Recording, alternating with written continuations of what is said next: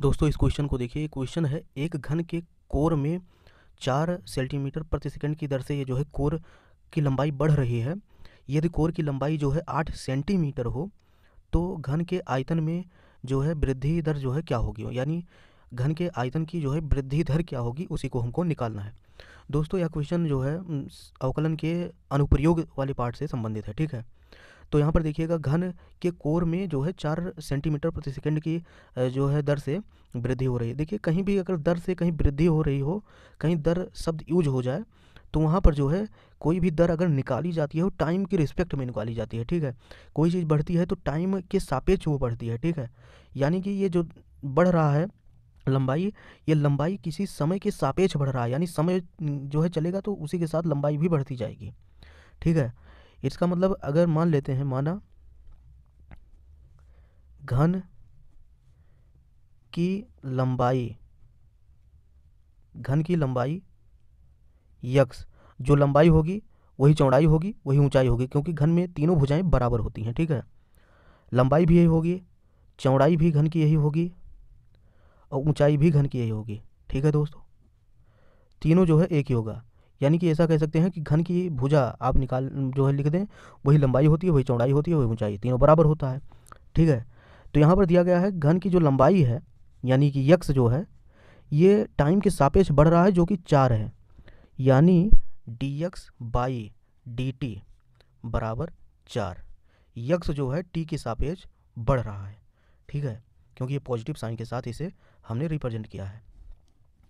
इसको दोस्तों आप समीकरण नंबर 1 मान लेंगे, ठीक है। चूँकि हम जानते हैं दोस्तों यहाँ वॉल्यूम का जो है निकालना है कि वॉल्यूम कितने रफ्तार से बढ़ रहा है उसकी दर निकालना है, तो हम जानते हैं घन का वॉल्यूम जो होता है v बराबर होता है भुजा क्यूब यानी यक्स क्यूब।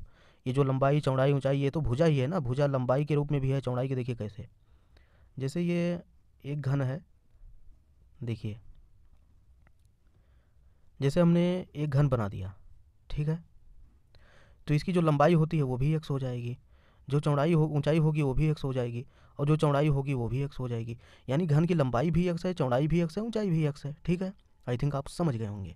तो घन का जो है वॉल्यूम होता है यक्स क्यूब, यानी कि यहाँ से दोनों पक्षों का हम टी के हिसाब से डिफ्रेंसिएशन कर देंगे, यानी इस साइड में क्या हो जाएगा डी भी अपान डी टी, ठीक है। लेकिन इस साइड में क्या हो जाएगा, इस साइड में जो है सूत्र लग जाएगा यक्स के पावर एन वाला, ठीक है, यानी कि 3 आगे आ जाएगा पहले और यक्स के पावर 2 ही रह जाएगा, ठीक है। क्या सूत्र हमने लगाया है, डी यक्स पावर एन अपान डी यक्स। इसका जो है जब सूत्र लगा दोगे यक्स के हिसाब से, जब इसे हम डिफ्रेंशिएट करेंगे तो होता है एन यक्स के पावर एन माइनस 1। यही सूत्र जो है हम यहाँ पर यूज कर रहे हैं, ठीक है। तो यहाँ पर जब यूज करेंगे तो 3x² ये हो जाएगा, क्योंकि घात आगे आएगी और घात में से घट जाएगा। इसके बाद यक्स जो है यक्स का भी टी के हिसाब से हमें डिफ्रेंशिएशन करना है, यानी D x by D T हो जाएगा, ठीक है दोस्तों। ये समीकरण नंबर 3 हो गया। अब जरा देखिएगा इस क्वेश्चन में दिया है लंबाई जो दी है घन की लंबाई दी है वो है, यानी यक्स बराबर दिया है यहाँ पर यक्स बराबर 8, ये जो है क्वेश्चन में दिया गया है, ठीक है। देखिए क्वेश्चन में 8 सेंटीमीटर दिया है लंबाई, तो उस लंबाई को हमने लिख दिया। अब देखिए डी भी बराबर यहाँ हो जाएगा डी भी बाई डी टी बराबर 3 तो वही रहेगा गुणे यक्स के स्थान पर क्या दिया है दोस्तों, यक्स के स्थान पर 8 है, यानी 8 का स्क्वायर हो जाएगा, ठीक है, गुणे यहाँ पर दोस्तों देखिएगा डी एक्स अपान डी टी की वैल्यू यहाँ समीकरण नंबर 1 से आप पा जाएंगे 4 रख दो बराबर हो जाएगा 4 3 12 हो जाएगा, गुणे 8 का स्क्वायर 64।